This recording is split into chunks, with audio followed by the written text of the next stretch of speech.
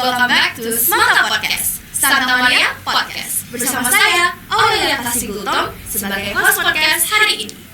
Melanjutkan kuliah ke perguruan tinggi merupakan impian bagi banyak siswa, baik perguruan tinggi swasta, negeri, maupun luar negeri. Namun, agar dapat diterima ke perguruan tinggi, tentunya seorang siswa harus melalui proses yang panjang dan penuh dengan tantangan. Apalagi kalau mau diterima di perguruan tinggi negeri di luar negeri. Kira-kira bagaimana sih proses agar dapat diterima ke perguruan tinggi luar negeri? Nah, kebetulan banget nih, hari ini kita ditemani oleh salah satu siswa SMA Santa Maria yang berhasil diterima di salah satu perguruan tinggi negeri di luar negeri. Langsung saja kita sambut tamu kita hari ini, Kak Jolin. Hai semua, perkenalkan nama aku Jolin Valencia Theodora, bisa kalian panggil Jolin, dan aku merupakan siswa SMA Santa Maria angkatan 47. Oke, selamat siang Kak. Siang. Bagaimana kabar Kak hari ini? Baik. Langsung saja ya Kak, kita ngobrol. Tapi sebelumnya kira-kira Kakak bisa jelaskan kira-kira Kakak diterima di universitas mana, terus fakultas mana, dan jalur apa? Oke, jadi aku keterima di National Chai University Taiwan, jurusan aku Food Science and Technology, dan aku keterima lewat jalur nilai rapor dan prestasi. Wah, keren banget ya Kak. Oh, berarti kalau di Indonesia itu sama dengan SNBP ya Kak? Iya. Wis, keren banget ya guys. Selain dari jalur rapor dan prestasi, kira-kira jalur apa lagi yang bisa kita tempuh agar dapat diterima di universitas di luar negeri? Oke, jadi kalau misalnya ke Universitas Taiwan itu sebenarnya ada banyak ya jalurnya. Aku bakal jelasin singkat aja. Yang pertama itu kita tentuin dulu status diri kita. Jadi ada nih statusnya sebagai Overseas Chinese Student atau International Student. Overseas Chinese itu untuk yang keturunan Tionghoa, sedangkan International Student itu bisa mencakup semuanya. Dan kebetulan aku masuknya lewat jalur Overseas Student. Nah, di Chinese Overseas Student ini sistemnya kurang lebih sama seperti di Indonesia. Jadi pertamanya kita daftarnya lewat jalur nilai rapor atau prestasi dulu nih. Kalau misalnya nggak keterima, baru otomatis masuk ke jalur yang namanya Infopan. Jadi Infopan ini semacam jalur tes kayak di Indonesia. Jadi sama kayak di Indonesia, ada jalur lapor, ada juga jalur tesnya. Oke. Kemudian persiapan Kakak untuk mendaftarkan diri ke universitas ini itu seperti apa? Bagaimana prosesnya? Oke, kalau untuk pendaftaran aku sendiri ada dari bantuan agent yang ada di sini. Jadi kita tinggal konfirmasi aja ke agentnya, kita mau masuk lewat jalur yang mana tuh. Nah, nanti dia bakal kasih tahu apa aja persyaratan-persyaratan dan dokumen-dokumen yang diperlukan untuk kita mengajukan pendaftaran ke Universitas Taiwan. Contohnya itu kayak transkrip nilai rapor, surat rekomendasi, autobiografi, study plan, dan lain-lain. Nah, ada juga yang namanya sertifikat TOEFL. Jadi sertifikat TOEFL ini semacam tes IELTS atau TOEFL, tapi dalam versi bahasa Mandarinnya. Dan ini menjadi salah satu persyaratan penting untuk mendaftarkan diri Universitas Taiwan. Nah, setelah itu semuanya nanti bakal dikumpulkan dalam satu bentuk file, itu dalam bentuk soft copy dan juga hard copy, kemudian dikasih ke agentnya. Nanti agentnya yang akan langsung mendaftarkan ke univnya, jadi nggak perlu kita sendiri. Oh, gitu ya Kak. By the way, di universitas yang di tempat Kakak diterima saat ini, apakah itu merupakan universitas yang memang jadi pilihan pertama Kakak atau apakah ada rencana lain selain universitas ini? Oke, jadi sebenarnya National Chai University, tempat universitas yang menerima aku saat ini, itu pilihan kedua aku. Pilihan pertama ada lagi. Nah, sistemnya itu kalau misalnya pendaftaran ke jalur Universitas Taiwan itu ada banyak ya. Kalau untuk yang jalur aku, itu kita dikasih kesempatan untuk memilih 4 univ.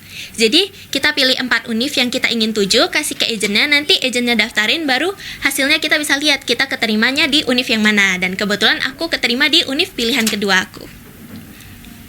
Terus motivasi Kakak untuk mengajukan diri atau mendaftarkan diri ke universitas luar negeri itu apa? Motivasi ya, alasan kenapa aku bisa mendaftarkan diri ke sana. Karena yang pertama, pastinya waktu konsultasi dengan agent kita pasti nanya kan, jurusan yang kita mau nih topnya ada di universitas negeri yang mana aja sih? Karena kebetulan aku emang maunya universitas negeri. Nah, kebetulan National Chai University ini merupakan salah satu universitas yang top di jurusan Food Science and Technology. Jadi, univ ini menjadi salah satu pilihan univ yang aku mau. Terus yang kedua, National Chai University ini terletak di kota yang bisa dibilang bukan kategori kota besar atau kota utama di Taiwan. Jadi emang biaya hidupnya relatif lebih murah dibandingin kota-kota besar lainnya. Berarti sebenarnya ada berbagai aspek juga ya yang kita pertimbangkan. Iya. Kemudian kakak kan diterima kan juga jalur rapor dan prestasi. Kira-kira selama 5 semester terakhir itu kakak ada target atau strategi nggak untuk nilai rapor kakak agar dapat diterima di Universitas Luar Negeri? Oke, kalau strategi atau target sebenarnya kalau patokan angka asli sih kayaknya nggak ada ya. Aku lebih ke patokin target kalau nilai aku setiap semester tuh harus naik. Jadi misalnya semester 1 aku dapatnya 94. Berarti semester selanjutnya aku harus ningkatin lebih dari itu 94, atau 95 bahkan. Nah, sistem di sana tuh sebenarnya mirip dengan sistem di sini ya. Grafik nilai rapor itu berperan sangat penting dalam faktor penerimaan universitas. Jadi menurut aku lebih ke mempertahankan untuk meningkatkan nilai setiap semesternya sih. Kemudian dalam proses pendaftaran, kemudian untuk dapat diterima ini, kira-kira kakak ada menghadapi hambatan atau tantangan? Kalau selama proses pendaftaran, menurut aku sih nggak ada hambatan yang begitu sulit. Paling lebih ke hambatan nantinya, kendala bahasa ya. Karena mau gimana pun juga kalau belajar di negeri orang dengan bahasa yang bukan bahasa kita sehari-hari kan pasti ada ketakutan tersendiri gitu ya. Takut nggak bisa beradaptasi, takut dosen yang ngejelasin apa-apa nggak ngerti sama sekali, atau bahkan takut culture shock. Itu sih yang menjadi hambatannya bagi aku. Kalau gitu, kakak ada tips gak gimana supaya kita bisa cepat beradaptasi? Atau kakak punya rencana apa supaya kakak bisa cepat beradaptasi dengan culture shock mungkin atau perbedaan bahasa yang akan digunakan di sana? Oke, jadi tentunya kalau kita udah memilih ke luar negeri kan pasti kita udah siapkan segala konsekuensi yang ada ya. Jadi kalau udah nyampe di sana sih yang penting berani. Berani untuk ngomong, berani untuk berinteraksi dengan orang, supaya kita sendiri nggak kagok-kagok, nggak ngerti mau ngapain gitu. By the way, pasti kalau tinggal di sana itu jauh dari keluarga ya kak. Kira-kira menurut kakak siap gak? Atau apa yang kakak rasakan ketika akan tinggal jauh dari keluarga gitu? Kalau ditanya tentang tinggal jauh dari keluarga pastinya sedih ya. Siap atau enggaknya? Siap tapi nggak 100% siap. Tapi yang namanya kita ngerantau, menuntut ilmu di negara orang ya siap gak siap pasti harus dijalani. Dan ya hitung-hitung untuk belajar hidup lebih mandiri lah. Dan teknologi sekarang juga udah semakin canggih. Jadi kalau misalnya kangen ya tinggal telepon atau video call juga bisa. Kalau rencana pulang kira-kira kakak berapa lama sekarang? Waduh, kalau rencana pulang, aku nggak bisa kasih jawaban yang pasti ya. Karena itu semua tergantung dengan kondisi dan keadaan di sananya nanti gimana. Tapi mungkin kisaran 1-2 tahun sekali aku bakal balik ke Indonesia. Pasti itu kumpul keluarga yang luar biasa. Iya, bener.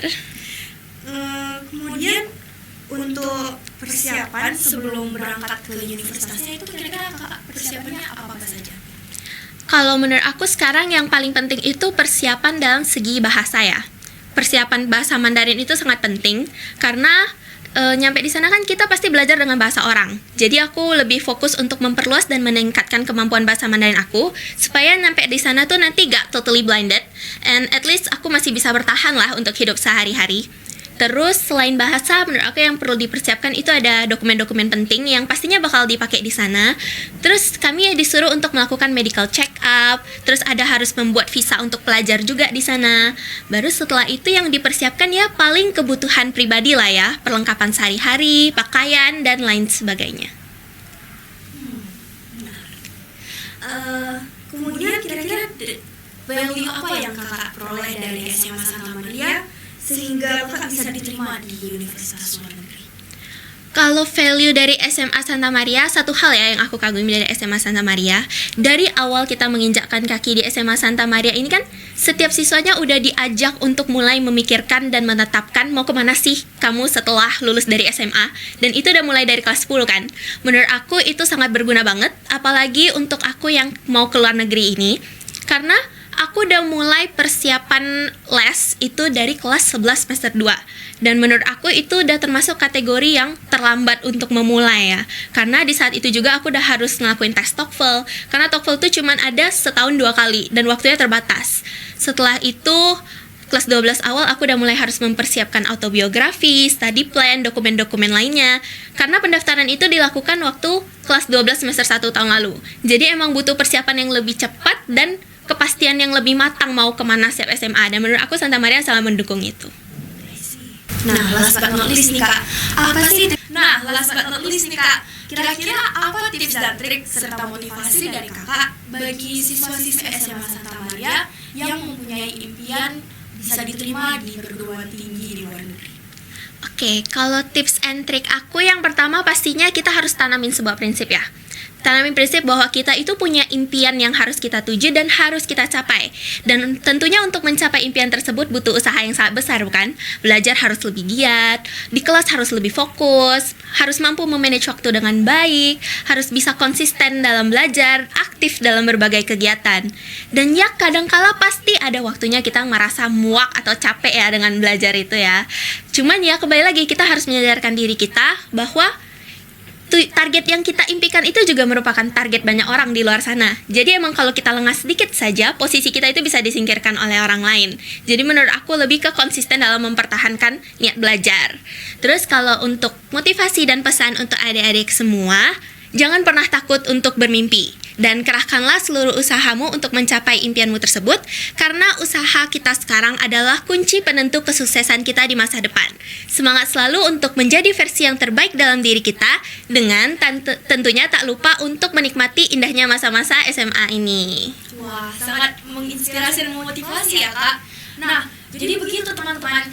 Dalam meraih impian kita itu, kita perlu tetap konsisten dan kerja keras, serta kita juga nggak boleh burn out, sampai burn out juga ya teman-teman. Seperti yang Kak Jolin bilang, kita juga sambil menikmati masa-masa SMA kita, tapi juga tidak melupakan studi kita agar kita dapat mewujudkan impian-impian kita.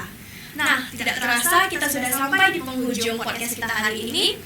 Sekian podcast hari ini, saya Aulia Kasih Gultom, pamit undur. Dadah!